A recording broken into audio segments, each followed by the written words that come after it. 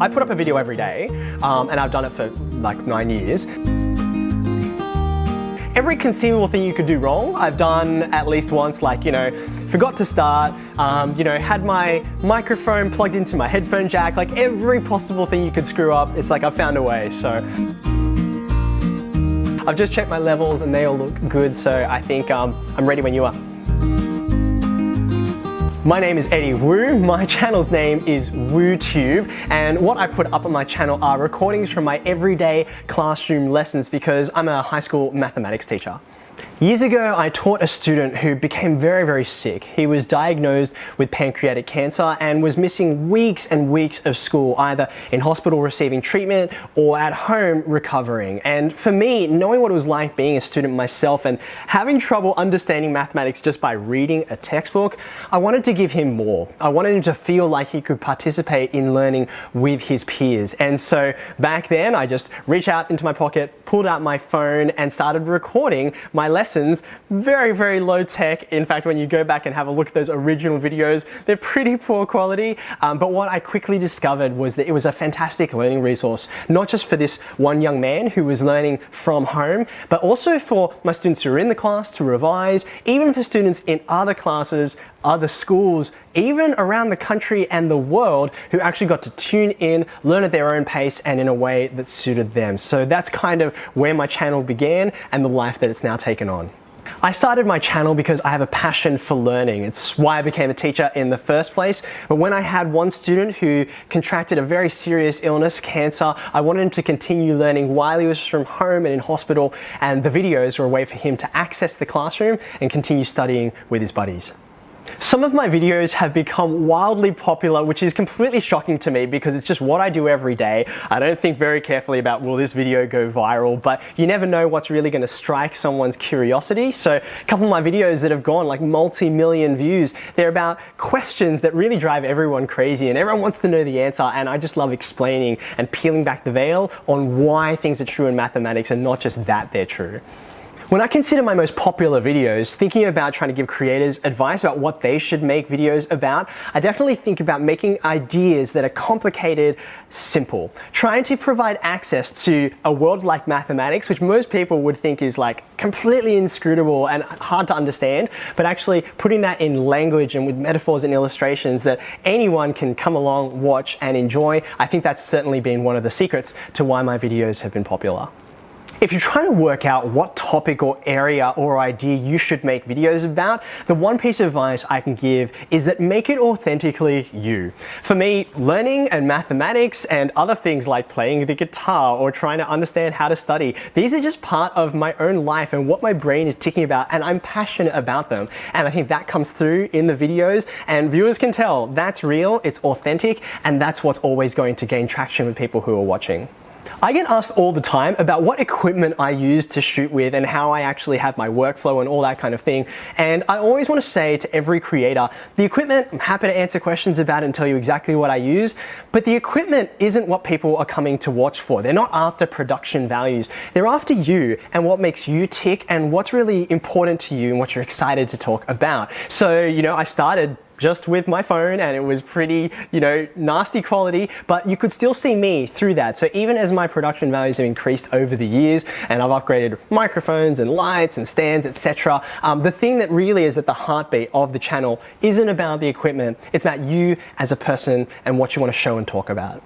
There are two different kinds of community that I engage with through YouTube. The first one is the community that already exists around me that helps me to create these videos, and that's my classroom. And I want to say, I think part of why the videos that I make are engaging is because they have to be engaging to the people in front of me, the people I'm talking to, because sometimes teenagers can be a pretty tough audience, especially in a mathematics classroom.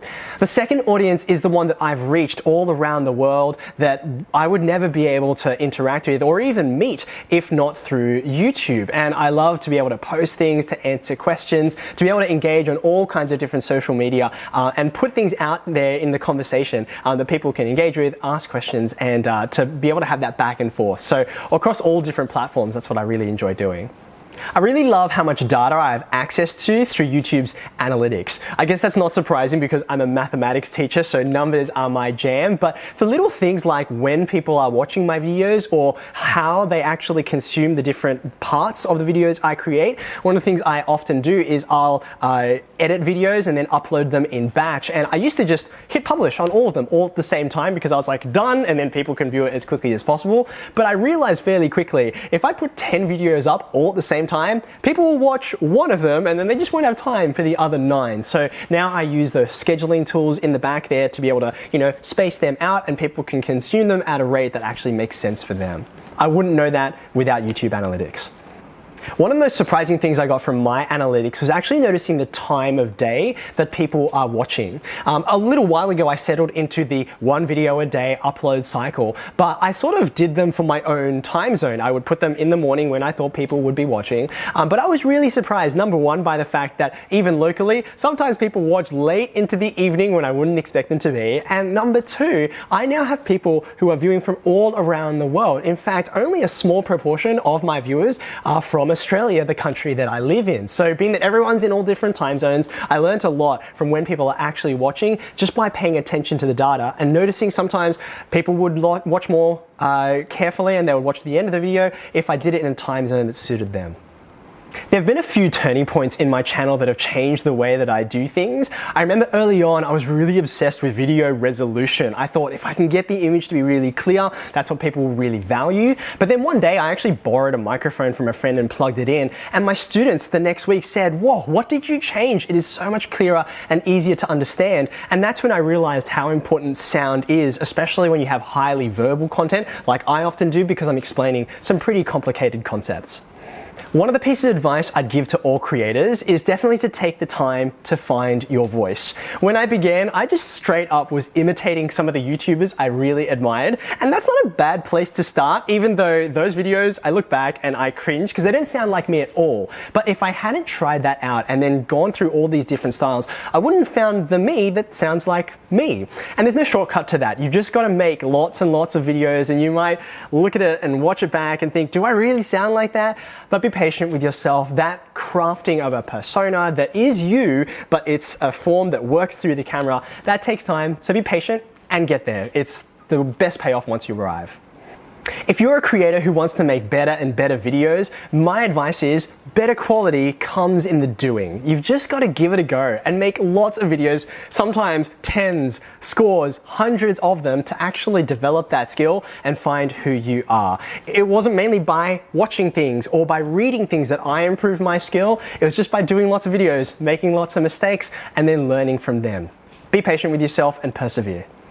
When I first started putting videos on YouTube, I have to be honest, I was quite intimidated. Video editing always seemed like something super hard, like you needed a university degree or some dark book of incantations so you could say the right, words that would make your computer magically create the video.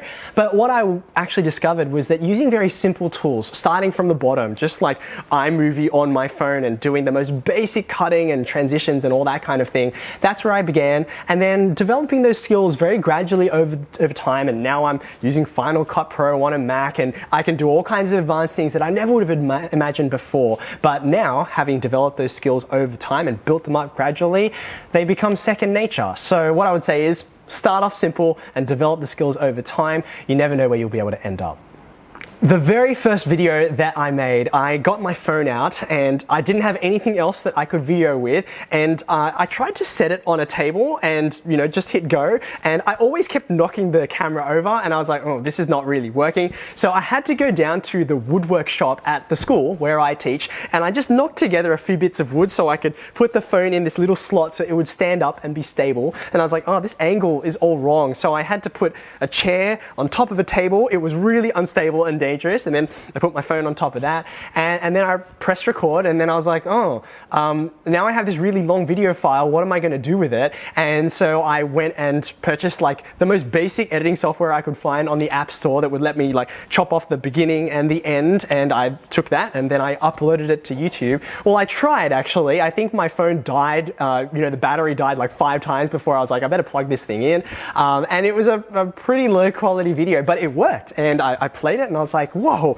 I can watch this on my computer. And it was kind of this thrill actually when I'd created something and you could put it out there and anyone could watch it. And I remember the very first time actually when I think the video must have hit like 7 views, and I only remember that number because I know I'd watched it 6 times and I was like, hold on, someone else watched my video? Like, who's actually doing this? And the realization that there was an actual audience and that it was somewhere out there was really exciting and thrilling. And to know I could actually help people from a distance was one of the best experiences I've ever had, and I still get to have.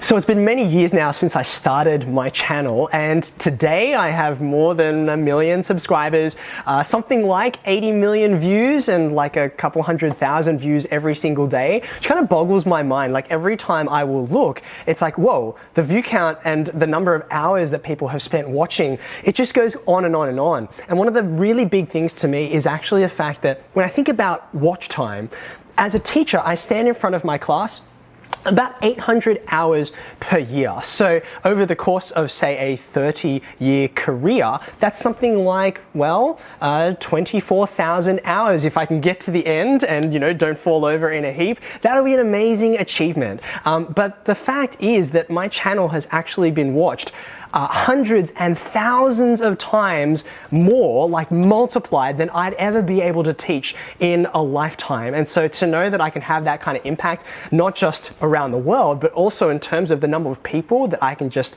reach, that I would never be able to interact with face to face, to me that's just astonishing. And even as a numbers person, it kind of boggles my mind to think about these astronomically large quantities. It's a real privilege to have that kind of opportunity.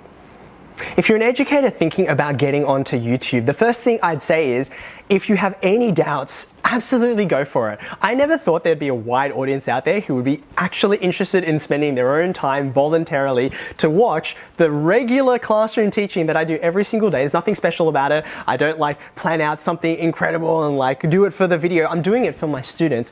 And to know that that's actually the thing that's had tremendous value to students and parents and other educators around the world, I definitely did not expect that, and it's one of the things that motivates me to keep going. But beyond that, what I would say is that every single educator, their best resource are the other teachers they get to work with. And to know that there may be someone down the hall in your school or maybe in your community, but to have access to people around the world whose perspectives and methods and knowledge you can access, that's amazing, and that you can contribute to that is something I think you should take really seriously. I know that I've had the opportunity to not just speak to conferences of thousands of teachers, but even to senior level decision makers. I've met the Premier and the Prime Minister of my country and of other countries too, who want to know about education and how to do it effectively. And to know that I have that opportunity because they know about me through my videos, that's just astonishing. So I would say the sky's the limit. Don't expect, that you'll have a little impact here. Think big, and you never know what you'll be able to achieve. When I started putting my videos online, I wasn't really sure who was going to watch, but I thought it would be students because that was my target audience, people who I was teaching who wanted to learn stuff. Something I did not expect at all was that fellow educators, other classroom teachers would be watching in, and I only found out because they started to comment and they would say, hey, I'm an educator from Canada or Brazil or from Mozambique and I really love these videos, please put up more. And it came to me that I could actually put up content that was specific to teachers, so I created a second channel where the content is dedicated to them. It's stuff that students would have zero interest in, where I talk about like, why did I plan a lesson this way, or what kind of resources or activities that I use within the classroom, and I've found that really useful and have gotten really wonderful feedback from it. Because I've been a teacher for many years, it's often the case that I teach the same concept or skill many years in a row. But one of the things that I love about putting stuff up online is that because I know I've taught it a particular way once before and there's a video for that, I can say to my students, okay guys, I'm going to teach it to you a new way. I'm going to experiment. If you don't like this way, that's okay. Go back. There's a video you can have a look at. But we're going to go out on a limb, try something new, and then if you like that, now you've got 2 different ways to understand this same idea. And it's not just 2. Sometimes I will take the same idea and look at it from 100 different angles, and it really puts a challenge on me to teach in a new way, to be novel and creative, and I love that I can always have this parachute that I can pull for my students. If you like my classic way, go back, it's there as a video, but it lets me discover new things because I can take creative risks.